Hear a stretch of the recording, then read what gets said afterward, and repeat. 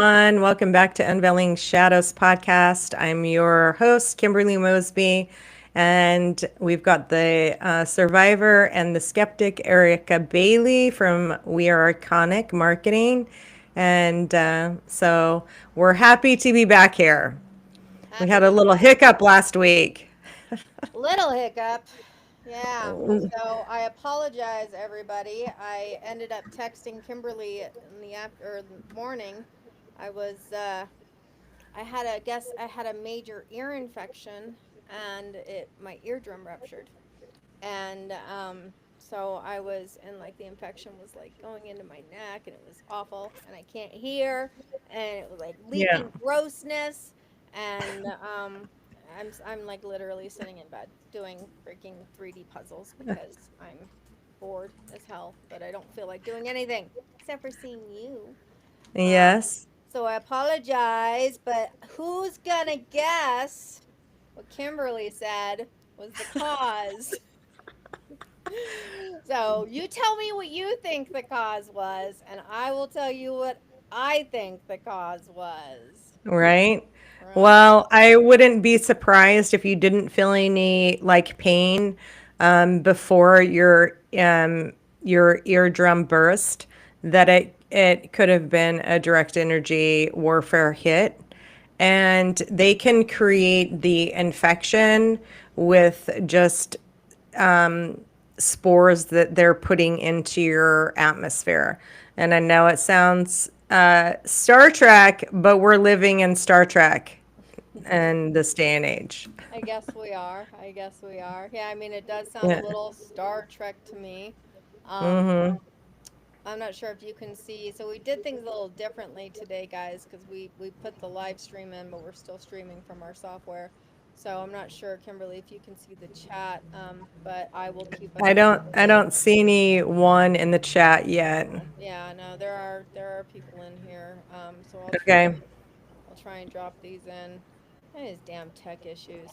Um, so yeah, so she thinks, and she told me it's probably because I am what? I wear my AirPods. Your AirPods in your ears, which even Dr. Jack Kruse said stop that. Like Yeah. it's basically radiating your brain. And if you had those in at the time that they could have shot your eardrum, then that is a definite possibility. So it's a possibility. It's an option Which that's potentially out there. which you said, I did think about that. And I so I'm did. glad. I I'm did. glad that you're thinking like outside of the box and the narrative that they give you in the American Medical Association, which I refer to that as something different. So here's I what. can't tell you what I call it, but you Okay. can substitute the medical for something else, okay? Hi Melissa. Hi, Melissa. And then I saw our friend Law Resistance is here. He's more like Good. She might. so glad you're getting back feeling better, or so glad you're back feeling better. Thank you. Microwaves not good near your head. Yes.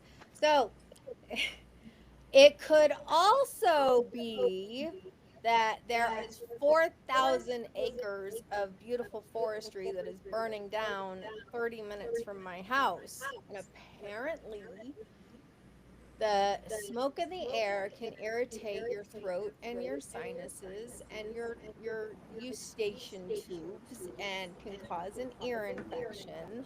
And I had them. Oh, sorry. I had them. Stop it. But Um, I've never heard that. I mean, I do understand that probably, fire does mess with your sinuses, but not to the point where you are going to get an infection by it. I can so understand the scratchy throat and all that, but with there's no pain, that's interesting. Well, I had like an itch and an irritation and like goop, right? But I had ear infections growing up when I was a kid all the time, and I never got a fever, and I never really had a lot of pain until it got really bad. So anyway, I went to urgent care, and they found out that my ear infection was so bad that it ruptured my eardrum. So this is what they said. is the infection ruptured my eardrum, which could be caused by the smoke in the air, or who the hell knows what. But so if you haven't noticed, no freaking AirPods today. Thank you. I haven't been wearing them as much. It makes me crazy. I want to pull my hair, but I'm trying to heal. So, what do you guys think? Is it electromagnetic pulses that got shot through my ear with an AirPod, or is it just natural causes? I guarantee you I know what everybody's going to say here. Because we're aware of the technology. Like it can sexually stimulate you. They can basically rape you, through the technology without consent. They can put voices in your head.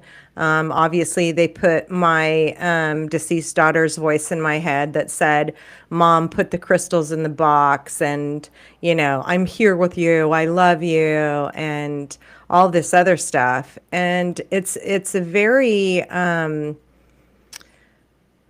sick. Like, it's completely sick. The God of voice weapons and the V2K is extremely sociopathic. Like, the fact that they used my deceased daughter to tell me shit is just like evil. Like, I don't even know what to say. I What if don't y'all have, needed that one day? Could it have been I you? don't, no, because this was just in 2023 when they were like literally targeting me Yeah, and then doing, all of that. yeah. Hello, Marty. Hello, So everyone. yeah, so it's very disturbing. The technology is far more advanced than people, realize that it is. And I just want people to be aware so that they can start protecting themselves. In fact, I went to record the Clone Act from James Martinez into the county recorder's office, and they denied me. So I served them with a civil suit, and then I got a respondent to response from the U.S. District Court in Southmost District, Brownsville district, and I just sent them an indemnity bond, which I created an indemnity bond today, and I can send everybody a template of what that looks like. If you're caught in any court case, you need to be the first one that serves the indemnity bond to secure your place in the common law, the law of the land, and not maritime law. So I don't know if any of you, understand that. Hey, Autumn. So Emily says, I forgot to tell you that I have a deceased daughter too, and I thought it was her spirit too, but it was probably the V2K. Yep. Um, Yep. and then All Resistance says there are military weapons being used on the civilian population. And unfortunately, Emily agrees with you. So yeah, so that's sounds like you're going through hell over there, trying to deal with all this stuff and sending your certified letters.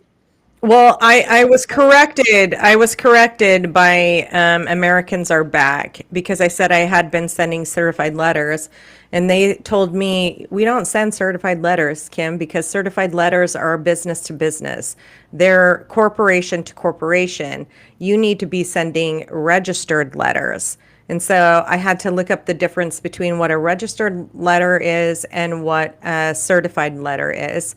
And then when I went to the post office to get the registered letter forms, so I could take, fill them out before I go there, so I'm not standing around forever filling out forms.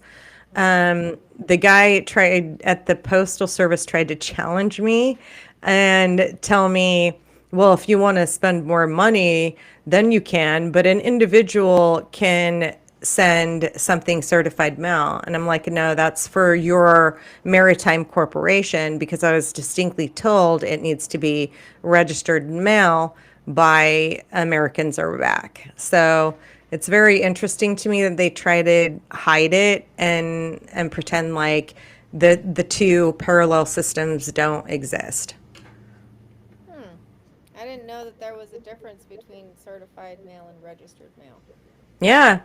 So I didn't either until Americans are back are like, you're doing stuff a little bit differently than what we have people usually do. But I am like, in a situation that a lot of American state nationals aren't in because they're already, claimed their birthright back to the land and soil. And I'm just beginning as being a targeted individual, targeted survivor. And so they had never heard of that program. I think Kemp is the one that called him and said, have you ever heard of this program? Or it could have been Mark. I don't know. One of the viewers called him and said they've never heard of the targeted individuals program. And so I'm guessing because they are an American state national and they have claimed their DNA and their names back from the corporation that they were immediately not in the category to be tortured as an experiment. Hmm. Yeah. Does that mean you have to file first in your area to prove weapons are used in your area? Well, I can send you the Clones Act. I revised it a little bit from what James Martinez sent me because he said this is just a template. You need to revise it for what your area is. But the fact that I brought a civil suit against Cameron County recorders is because they previously recorded something as public notice, and then they denied me again when I wanted to record the Clones Act as public notice. I was turned away, and they told me no. So that is a violation of my the 14th Amendment of my civil rights. Huh. Yeah. Wow. This is still like so above my head. I'm trying to keep following you, but your brilliant brain sometimes just blows my mind. But again, my brain is mush right now anyway. So, all right. So today we are digging into something I'm actually quite interested in. I don't know much about this. Okay. Is the Rockefeller family, right?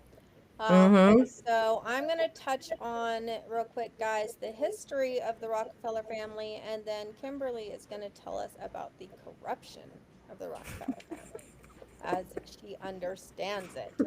So we're going to jump into the history. So John D. Rockefeller, he was born in 1839. He was born in upstate New York, and he founded in 1870 the Standard Oil Company. All right, which grew to into one of the most powerful corporations in history. Through aggressive business practices, vertical, horizontal integration, price wars, and acquisitions, Standard Oil controlled 90% of U.S. oil refining in the 1880s. In 1911, the U.S. Supreme Court ordered Standard Oil broken up into 34 separate companies under the antitrust law. I don't know much about that, guys. So if you want to jump in and help me understand what that antitrust law is, that would be great. And then, so many of these baby standards later became ExxonMobil, Chevron, Amco, Conco, and others. He was the world's first billionaire and is considered the richest American in history in inflammation. Can you tell my brain's mush? Inflation adjusted terms. And it looks like he pioneered modern philanthropy. University of Chicago in 1890 funded its establishment, turning it into a top research university. In 1913, they created the Rockefeller Foundation, supported public health, which you're going to go into, medicine and education globally. The Rockefeller Institute for Medical Research in 1901, which is now the Rockefeller University. The General Board of Education. I didn't know this. Supported schools and higher education, especially in the American South, and major funding for eradicating hookworm, developing vaccines, and later supporting the Green Revolution. So, this man who was an oil tycoon got into education and health. Interesting. You're going to touch on this. He was the only son of John Sr. He managed much of the family's philanthropy and investments. He financed the construction of Rockefeller Center in New York City, which is a beautiful place. Donated the land for the United Nations headquarters. Interesting. He and his wife Abby, daughter of U.S. Senator Nelson Aldrich, became leading cultural patrons, and Abby co founded the Museum of Modern Art. His children were Abby Rockefeller, philanthropist, John D. Rockefeller III, philanthropist focused on population issues and the arts, Nelson Rockefeller, who was the governor of New York, U.S. vice president under Gerald Ford, Lawrence Rockefeller, who was a venture capitalist and a conservationist. He funded early airlines and national parks. Winthrop Rockefeller, who was the governor of Arkansas and philanthropist. David Rockefeller, who is a longtime chairman and CEO of the Chase Manhattan Bank. Yep. Their political influence, Nelson Rockefeller was the most politically prominent. He was the governor of New York, served as vice president of the United States in 1974 to 1977. He ran for president multiple times, representing the liberal Republic wing. And Winthrop Rockefeller broke barriers in Arkansas as a moderate Republican governor. While the family's political influence peaked in the mid 20th century, their connections remained deep in U.S. and global politics. The Standard Oil baby companies made the family's descendants enormously wealthy as they retained large shareholdings. Investments expanded into banking, real estate, aviation, technology, and conservation. Um, and Rockefeller Center remains one of New York's most iconic landmarks. The Rockefeller Foundation funded landmark projects such as the yellow fever vaccine, the agricultural innovations that fueled the Green Revolution, which is boosting food security worldwide, and they influenced other titans like Carnegie, Ford, and Gates. Today, the Rockefellers are no longer the single richest family in America, but they do remain influential. Wealth has been distributed across hundreds of descendants, estimated net worth of $8 billion collectively. They are an active impact investing climate change initiatives and philanthropy. In 2014, the Rockefeller Brothers Fund announced it would divest from fossil fuels. Didn't know that. A symbolic reversal, given John D. Rockefeller was, or Sr., was oil empire. His roots were in the oil empire. And the family members remain active in finance, business, and politics, though with less centralized power. Today, the family is still wealthy and influential, but best known for philanthropy and cultural contributions. I actually didn't know all that. Well, if To they call know. themselves philanthropists, that's your first clue. Because Bill and Melinda Gates Foundation calls themselves philanthropists too. But that is just a cover story of their sick and twisted agenda against humanity. So So you don't believe in philanthropists? I do, but when you don't see what they're doing, like, Oh, oh, let's, invest in this, 19 arm jab or whatever some people call it, the Fauci juice, Fauci juice. the Fauci juice, I mean, that was your first wake up call, people. Like, we are serious now. All right. So should we look at Tucker Carlson's interview and the shocking link between central banks. Yeah, And so I want to know more about the banking side of things. Yeah. Okay. Let's jump into that. So Okay, you're let going me to share video. Just remember to turn your mic off while you're playing it.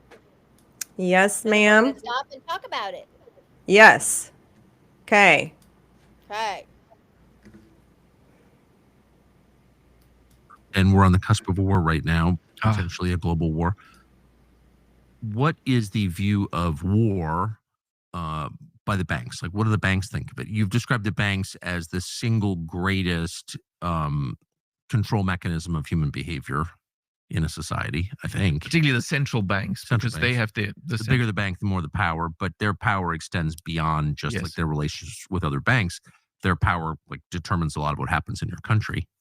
Yeah. And they're not under the control of voters, right? So it's an extra democratic institution, which happens to be the most powerful, which is like crazy. I'd love to know how that happened, but how do they feel about war? Well, central banking and warfare are very closely linked. As I said, I mean, the modern major bank, the first modern major bank and central bank was the Bank of England, of course. And in the very act of parliament, the law founding it. 3 reasons every man over 40 should start doing Tai Chi workout today. Damn ad.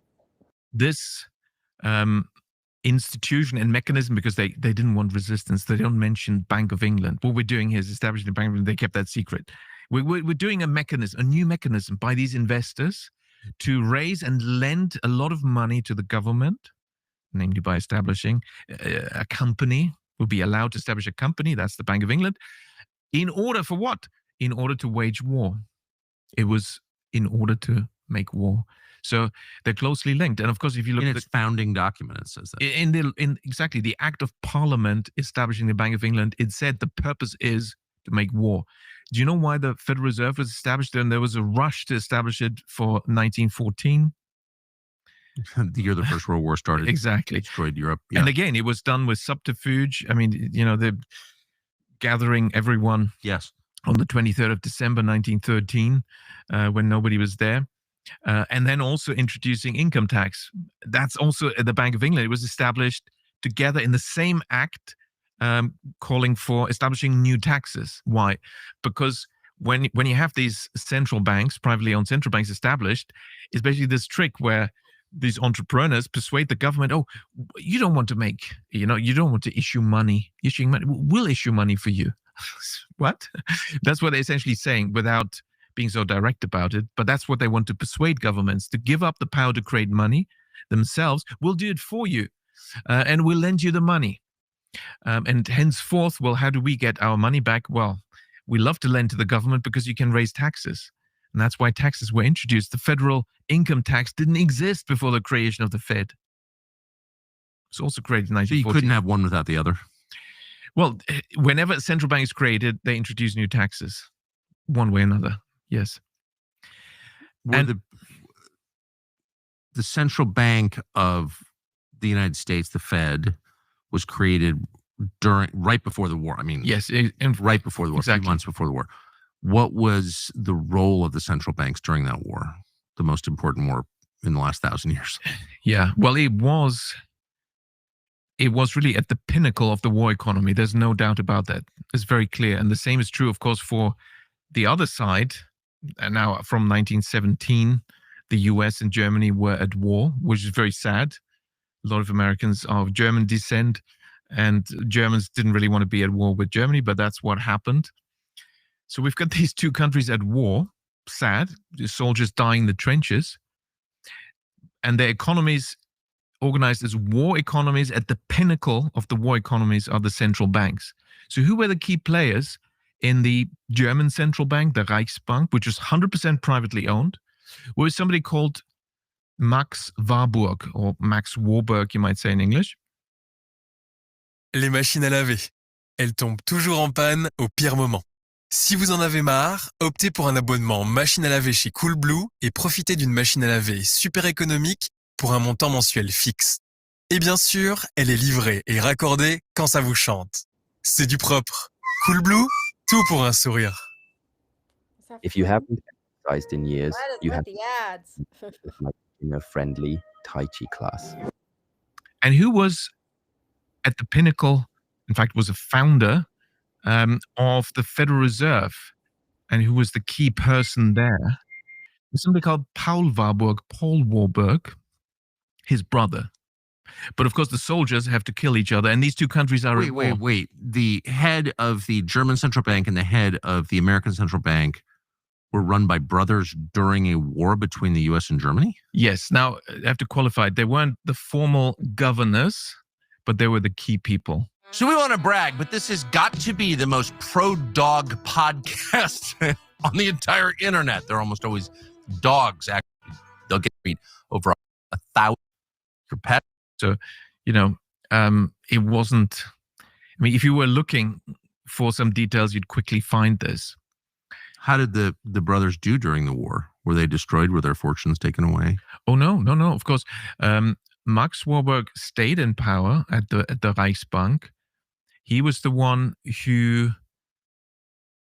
If you haven't exercised in years, you have to start small with my beginner-friendly Tai Chi class. There's a lot of freaking off on Hitler's proposed head of the central bank, even in the 1930s. It was also Max Warburg still. They were those. I can't believe brothers were at absolutely those banks. Yes, and of course I don't want to just pinpoint the Warburg family, but I mean there's other families, and there's many families. There's J.P. Morgan, and they're of various backgrounds and ethnic backgrounds and whatever. But the principle is we do have that it's an inside game. Well, yeah, bankers, particularly those that are close to central banks and maybe are private owners of these central banks. And the Reichsbank was 100% privately owned. And when I mentioned Keynes, when he became a director, he must have been an owner of this privately owned central bank, because they have these rules. If you're a leading person, well, you must be a leading shareholder. That's how it works. So now I just want to give you the other example of to prove this point that you don't need to have a crisis and a recession even when the banks are bust. Because the second key example is 1945, Japan. Even Japan. So the Bank of Japan knew very well how to get out of these problems, because in 1945 it was much worse. The banks were 100% bust. They were lending to the government East Asian Greater Prosperity bonds, basically war bonds of a country just defeated. You could trade them in the flea market for almost nothing. And secondly, forced munition loans to the military industry, most of which was also bankrupt or was not even in Japan any longer, because the country of Japan shrank a lot right after 45.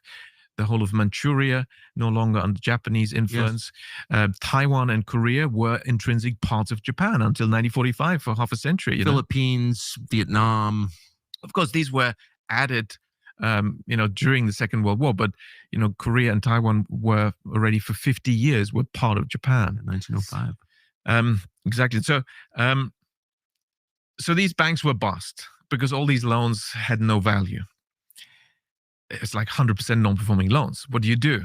Is 1945 a good moment to have a big banking crisis and long recession? No, because they had bigger problems. Most cities were devastated by these incendiary bombs and the carpet bombing of civilians, also like in Germany. So then you don't want a banking crisis and recession. What do? You don't need to have one. The central bank buys the non-performing assets at face value, and the problem is solved. And that's what they did. So you can't tell me the Bank of Japan didn't know what to do. Okay, so help me understand this, Kimberly. The central bank, that's not the Federal Reserve, is it? Yeah, well, basically the central bank owns the Federal Reserve, and the Federal Reserve is not a government entity, which many people confuse the Federal Reserve with being a government entity, but it's really owned by private bankers in this sort of central reserve, which is the Federal Reserve. So they went. Stop sharing. Oh. So they went to Jekyll Island, which is why I call, That's probably why the movie was made, Jekyll and Hyde. Because No. yes, because they're telling you what they're doing, and they're telling you in movies and stuff. Like, people need to wake up. And so they formed it in 1913, and then it became, that was in December. And so then obviously in 1914 it was initiated. And then they've just been basically lending money like to one person and then 10 more people. So it's literally like fake money. So if you guys look at Nicholas Burns' account on YouTube, he'll tell you you can't make money out of money. Like, this money means nothing. And so they created all of this, basically a parallel universe to make us think that we are indebted debt slaves when we're really the ones that have all of the money, which is interesting to me. So watch this video about this CUSIPs. It's CUSIP, and everybody gets a CUSIP address. And when you're born, you get so much money that's put into this account for you. This is a military guy talking about this. And then when you get a degree, you get another CUSIP's address. And then after, if you've gone into the military, then you get another CUSIP's address. So QUSIP. And then this is how they're hiding our money from us.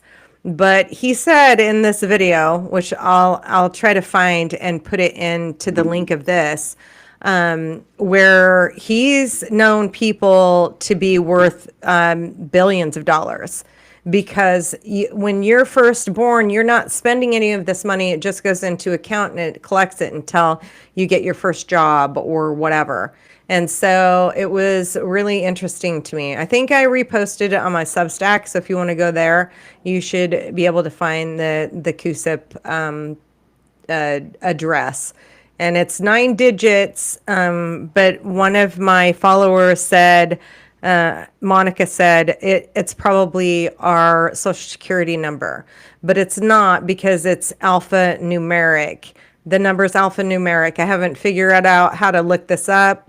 I tried to look it up with a friend, and we weren't able to find anything to look up the numbers for the exchange on our inheritance.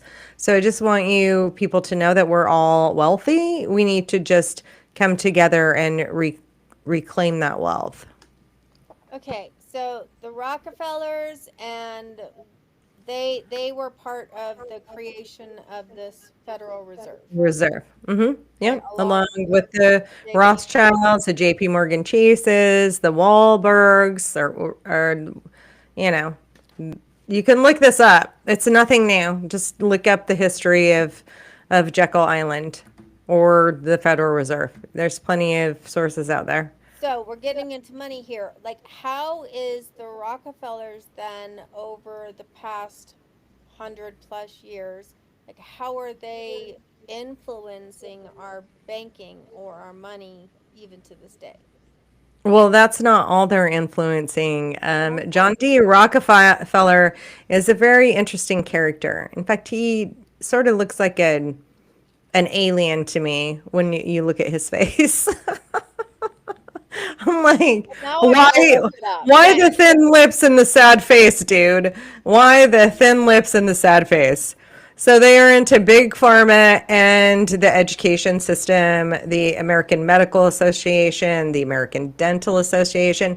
This is all by design, folks. Like, there is nothing that they don't have their hands in. And that's why I need people to start waking up, to realize that their agenda is not for us, it's against us. There's a club, and we ain't in it. He actually does look like a freaking alien. Like, I never, like, wow, okay.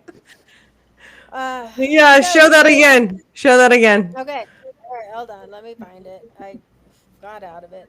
So they started this to basically give loans for the war. Well, war is money. So you create war, yeah, yeah. So war is money. And so now we're at the battlefield of the brain and cognitive liberty. And yeah, like look at that dude. If he doesn't look evil, I don't know what does. Like he's a eugenist. He doesn't want humanity to survive. He just wants his like utopia. Like many of the other elites, they just want, to wipe us all out when there aren't even 8 billion people on the freaking planet. You try to add that number up. And if there were 8 billion people, you could fit them in the state of Texas, and then there would be a whole lot of land to, roam. So they're not telling the truth, and that's what I want people to understand. Like they've been lying to us for a really long time, and people need to understand this. So do you want to look at the dark origins of Big Pharma and John D. Rockefeller's? Yeah, so because he had a big part to play in the creation of vaccines, it said for what, yellow fever or something, and he created like different Rockefeller Foundation supported public health, medicine, and education globally. Okay, so our money is in Federal Reserve. Melissa wants to know. No, it's in the Federal Trade Bank. It's in the International Trade Bank. Like the older American state national citizens know how much they've ripped off the people and enslaved us. And so the sooner that you can become an American state national citizen, the better off you are going to be when you are wanting to draw out those funds that are available to you. Because if you were born on the land and soil, you have an inheritance. Because they treated our parents and our grandparents as slaves, taking all of this money for income taxes when income taxes are illegal. So that's what I need people to educate themselves on. Like I'm newly educated. That's why when I do stuff a little bit differently, the American State Nationals are like, yeah, you're doing stuff a little bit different. But my brain is in business, right? Because I have a degree in business management and a degree in business administration. So I've always done administrative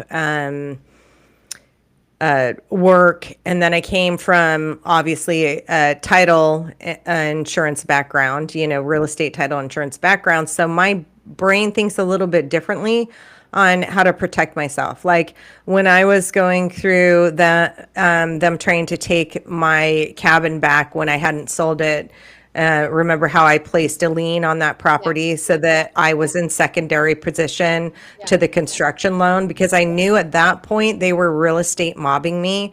They were literally, and even still, I didn't come out with any money other than to purchase this very cheap condo that they can't take from me because I did the deed and land recordings against this property. So it's basically a homestead for me. So they can't take it. It's a shithole, but it's my shithole. Hey, no, we talked about this. It was a house that you turned into a home. It's a house that I turned into a home, or a condo that I turned into a home. But yes. Says, yeah, war is money back into their own pockets. Yeah, that's what I understood. Yes. To my mom actually, and she's like, no, war isn't money. I'm like, yeah, that's yes, it is. That's why people go to war. It's like a war, religion, and money. It's all about land and money, right? But that's why James Giordano says the brain is the new battlefield, because they're going to take your cognitive information and they're going to feed it into this AI machine to make your digital twin so that they can find out what you're thinking, when you want to think that, how to control you. Whether you're going to not comply, which they knew that I wasn't going to, and don't tell me what to do. You are not comply. Okay, No, so I'm not. yeah, now let's talk about this medical side of things. So they literally have, oh, Melissa says, I own my own house. Is there anything I need to do? Yes, yes, you do. You need What to do you become an do? American state national citizen, and there is a deed and title package when you become an American state national citizen that you need to record with your county. And I can give you the recording page because I had to literally go through these documents and make a recording page and list out all the documents that I was recording before Cameron County would accept the documentation. And then obviously after each one, you have to place an acknowledgement, a notary acknowledgement. So I can walk you through that process because the American State Nationals on their website, they don't have that title background. So they don't know how to walk you through the process of knowing what to put on the recording cover sheet to say, this is all inclusive of this deed. Here is my survey or my legal description. Here is what I'm starting to call my land. And then this is the filing of the homestead and the deed of reconveyance. Like, it's very complicated for people who don't know title. Like, if they don't have a title background, it can be extremely confusing for them. So I can help walk you through that What about process. putting it into a trust? Like our home is in our trust. Yeah, you can also put it into a trust, but after you file the deeds renaming the property, because they'll give it different descriptions. Like, one of mine would be like East University, one would be East Elizabeth Street, and then the other one would just be University Boulevard. But you always have that tax serial number, and then there's a couple of them. So you have to do it all inclusive so that they can't come back and say, oh, well, we knew your property is this, so we're going to seize your property from you, whether it's in a trust or not. And then after you do the deeds, then you can go and do the trust paperwork. But yeah. Melissa, reach out to Kimberly if you know her email. It's info@unveilingshadows.com, and she can Yep. help you out. Yep. info@unveilingshadows.com.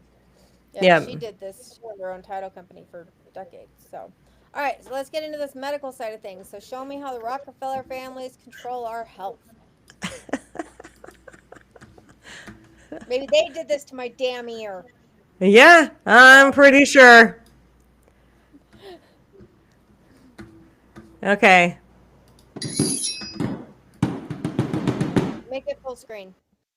The 19th century saw the rise of the modern industrialist, an explosion of immigration, inventions that would change the world, and the birth of the billionaire class. This was called the Gilded Age from 1870 to about 1900. It was named by 1920s historians after Mark Twain's 1873 novel, The Gilded Age, A Tale of Today. Many of the business practices of these so-called robber barons were perhaps deemed necessary to conduct a business back then, but in many cases their actions were deplorable, even by the standards of their day. One man rose above his contemporaries to use politics, force, coercion, subterfuge, and manipulation, becoming the world's first billionaire. He was one of the most corrupt men in history in increasing his wealth at the risk of the health and lives of American citizens. And he had a lot of help. That phenomenon still exists to this day. Who was John D. Rockefeller? How did he make his wealth and maintain it? What did he do that would be considered criminal acts today? How was his influence survived even through today? Hello, I'm Colin Heaton, former history professor, Army and Marine Corps veteran, and welcome to this episode of Forgotten History.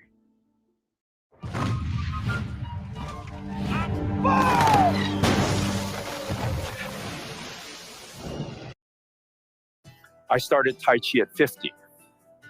Now I'm 68, and doctors ask me for advice. Yeah, I'm getting premium just to avoid this.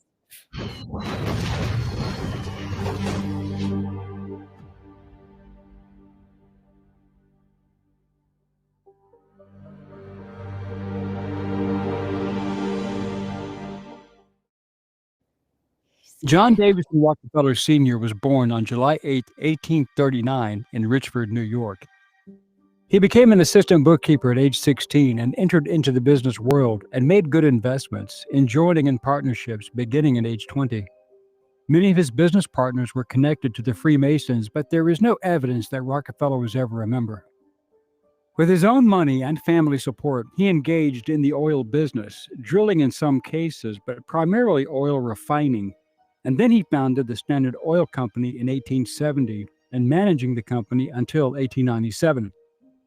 By 1900, Rockefeller controlled about 90% of all the petroleum production in the United States, and his research teams created the first plastics, gasoline for internal combustion engines, which brought himself and Henry Ford quite close together, as well as Andrew Carnegie, the steel magnate, all as business partners.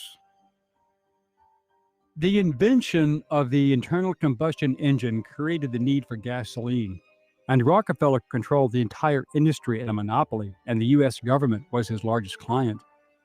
As a result, Rockefeller used his influence and money to lay the groundwork for a complete takeover of the healthcare industry as well. Using his political contacts, who were essentially on his payroll for their elections, he had natural healing methods banned, doctors thrown into prisons, and hospitals and clinics threatened with being shut down if they did not follow his game plan. And here's how he did it. In 1901, he established the Rockefeller Institute for Medical Research, now known as Rockefeller University, dedicated to advancing biomedical research, and was instrumental in pioneering various medical treatments, including vaccines, antibiotics, and synthetic drugs, which would become the cornerstones of the burgeoning pharmaceutical industry. Rockefeller spent $100 million of his own money, equal to $2.6 billion today, to hire, train, and then deploy his doctors, clinical researchers, and chemists who would perform and follow his guidelines, banning traditional treatments in favor of the new platform. In 1902, he spent another $1 million to fund the creation of the General Education Board, which was passed by Congress based upon selective and misleading data. Effectively, he lied, which then proceeded to prevent medical colleges and universities from receiving federal grants if they did not abandon the teaching of natural healing. Scientists at Harvard just witnessed something extraordinary.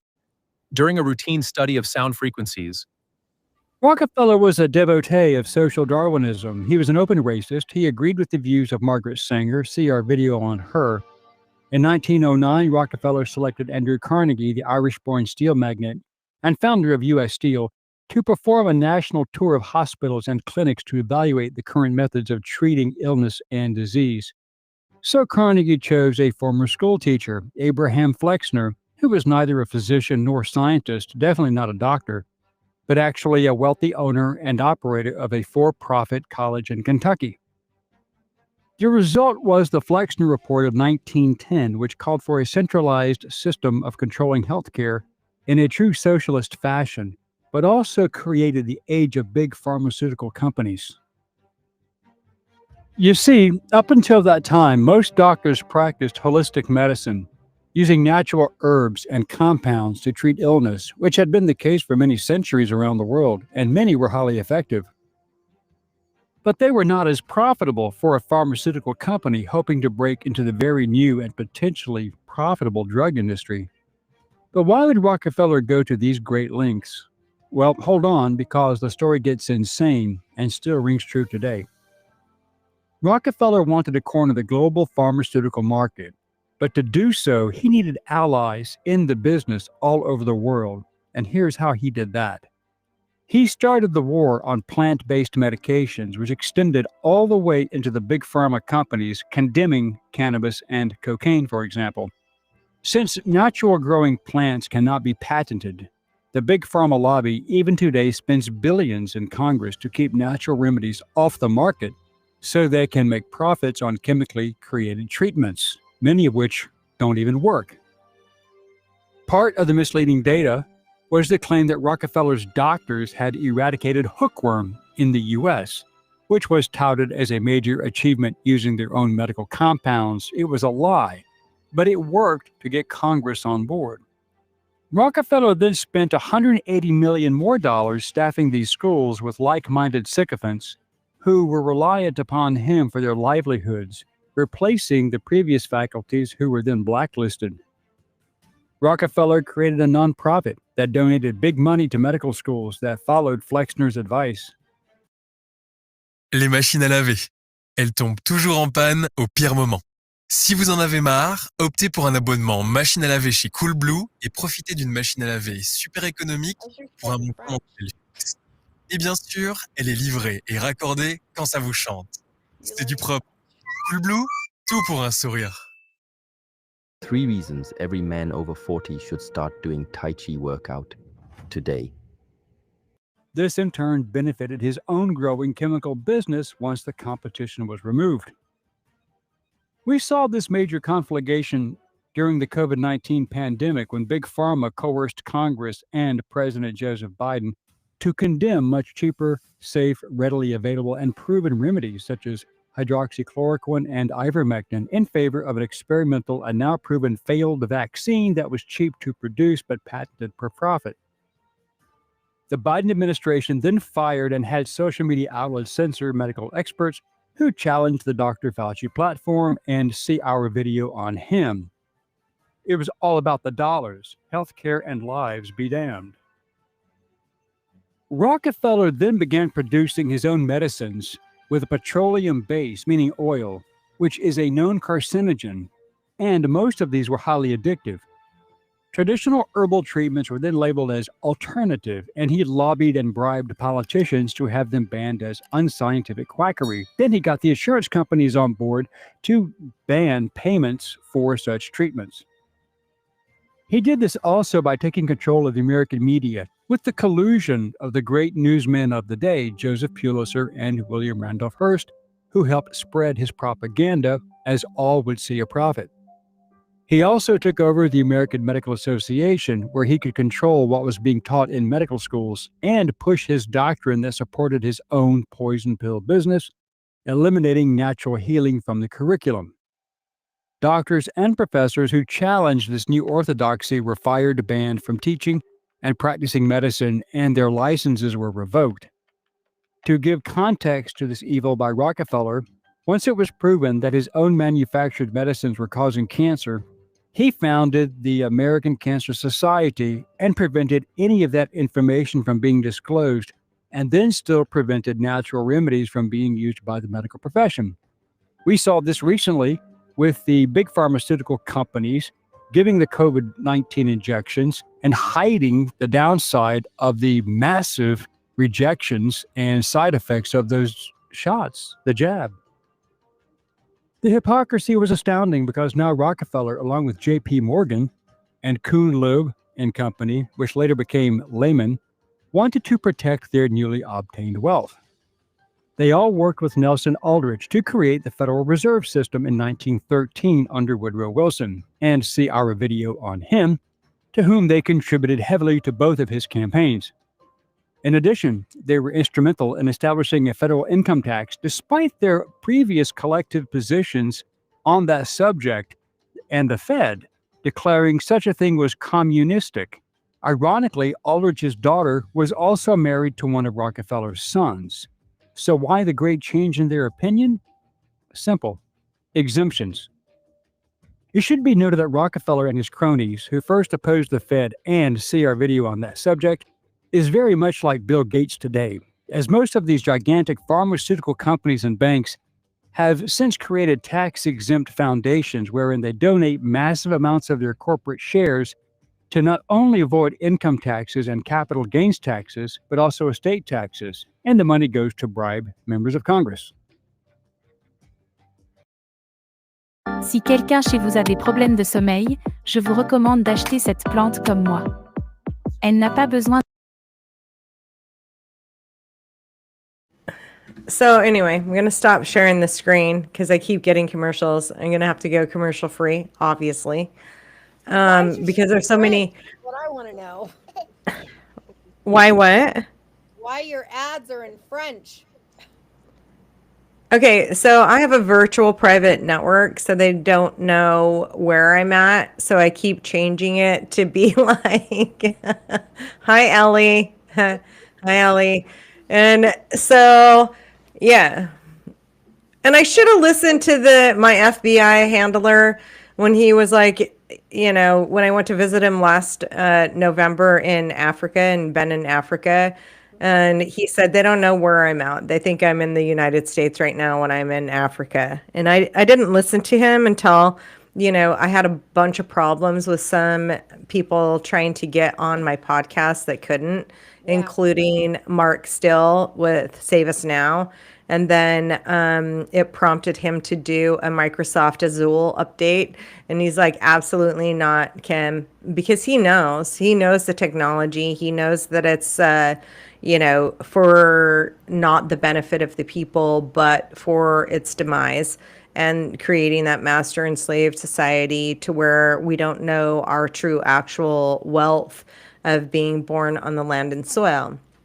And so that's why I'm wanting to help you all out, and hopefully make it open source for you to be able to go and download and alter the documents so that you can get them filed.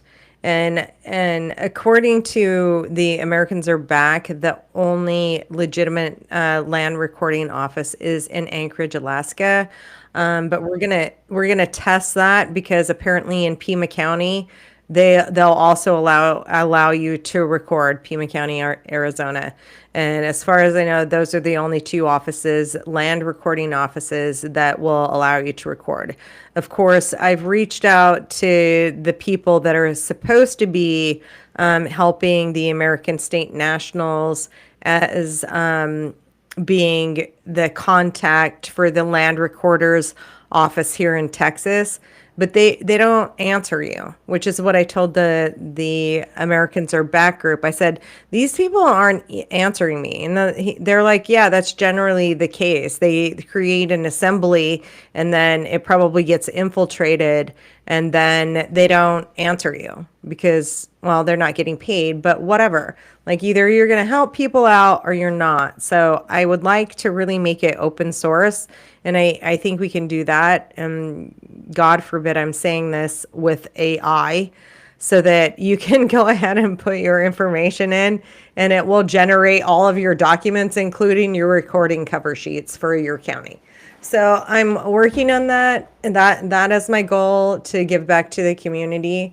But yeah, so. Okay, so back to this so Rockefeller, who is an oil tycoon and has no medical history whatsoever, like he's not a doctor, right? He creates basically the standards for pharmaceutical companies for natural health care off the shelves. Yes, that's correct. And the reason that he's doing it is because he's using petroleum-based medicine. And so we've all talked about the graphene oxide in, the Fauci juice. We've talked about the high content of aluminum in that. There are several ways that you can get rid of the graphene oxide. So there's a naturalist that I follow. I can't remember her name. She's like a gray-haired lady, probably in her 70s. But she says zinc, dandelion, and then there was one other thing. So I drink dandelion tea every single day. And there is a Zolite is what it's called, and I can't remember the company's name, but I've pushed them on to my Substack. And so that doctor knows that the Zolite will absorb the heavy metals and the aluminum and the graphene oxide to clear out your system. So those of you that are listening to this that actually did get coerced into taking that, don't worry, because there are things that you can do to actually get that out of your system. And so I will list those items in the bio of this video so that you have that to start doing your detox, because you need to. I had no idea that the world's, I got an echo. Sorry, guys. The world's first oil tycoon controlled so much. No idea. And it's all around money. Yeah. Follow the money, and then you will follow. Yeah. That's what they keep saying in this detective series I'm watching. Okay, so the man's controlling the banking. He's controlling the pharmaceutical industry. I have a cannabis client actually from Utah, and it is a bitch to market them. Yep. It's But like, he's also, controlling the education system, which is that 34-second video from the young millionaire that I want to show you really quick. And then greed. we're going to, Yeah, Melissa, you're right. It's greed. it is greed. The education system was created by the Rockefeller Foundation under the idea of creating factory working bots that don't do anything except obey. You raise your hand in order to use the bathroom. The bell rings. That's your break. That's your cue. You're not supposed to collaborate. You're within your little area of work, but it also resembles the prison complex. You have the fluorescent lights. You have the locked rooms. You walk in a line. You go to the yard 1 hour of the day, and you only do it when the bell rings. Dude, all you have to do is look at what a cafeteria looks like in the United States school and look at a cafeteria prison. They look the same. Oh, okay. That 30 seconds just kind of blew my mind. But it's true. What are your thoughts then on the education system? Because you are I think, an educated woman. Like, you went to college, you have two degrees. So yeah. tell me about your thoughts on the education system, because I believe everybody should have the right to an education. I believe that education should be free. Okay, well, when I skipped school when I was 4 years old, I think I knew at that point that I didn't want to be indoctrinated in their system. I didn't like it. I didn't like to be controlled. I was a very stubborn 4-year-old girl going into kindergarten. And then I skipped school a lot in high school, especially my freshman and sophomore year. Well, I skipped school in junior high too. It was just like, I don't have room for this in my repertoire. So I was just like, I don't think I want to do this. But then in order to pick up my grade point average so I could get out of that institution, I got a 3.9 in my junior year, and then was able to be work released early my senior year. I got out at 10:30 every day. And with a little bit of bribing from my gym / history teacher, I was like, can I bring you some halibut fish and chips if you let me out, early for work release this day? And he said, yeah. So I brought him the halibut fish and chips from Bratton Seafood Grotto. If you want to look that up, it was in Salt Lake City. So, like, do you think I'm interested why somebody, who was it that just said she homeschools her kids? Emily, you homeschool your kids? Is it Yes, Emily. It's Yes. horrible. Plus, my gang stalking as a teacher was even worse. Mm-hmm. So, why do you choose to homeschool versus, like, what are your qualms with the educational system? And I know we're running over here and my brain's about mush, but, like, I really want to understand this because, I mean, Because Emily and I know that they're not telling the truth. Yeah. Emily and I know that they're not telling the truth. Like, Emily and I did our podcast together, and she just recently discovered that she was a TI in May of 2025. And you know how terrifying it is when you find out that your government is experimenting on you without your consent. It's traumatic, and I don't blame her for not trusting her kids to the indoctrinated system. Like, they're not going to teach you what your children need to know. So who decides what is put into the schools? Who decides what these teachers teach? The Rockefeller Foundation. It really all stems from that? Yeah. Yes. I want everybody to do their research. Do not take my word for it. I want you to go down the rabbit hole and realize that the guy that looks like an alien, that Rockefeller dude with the really thin lips, that I don't know what that is, that you should go do your own research and go down your own rabbit hole, because I've had to re-educate myself, and in some instances it's been eye-opening, and in other instances it's been terrifying, and in some instances I've cried for humanity. And so that's where we're at today. Interesting. One man can have the power to control and manipulate our education system, our healthcare system, Yep. and our The banking. One man. Yeah. One man and several others. I think they were, all connected, sort of like the WEF, which are unelected officials trying to boss us around and make us comply and consent. And, if you see the Project Bluebeam out there, where they're, dropping all of this geoengineering in the air to try to create an alien simulation, if that happens, please do not panic. Just go inside, shut the door, and do something else. Just ignore the whole PSYOPs program, because I think that's the PSYOPs that's coming next. So the first real PSYOP for the WEF agenda was the COVID-19, the Fauci juice injection.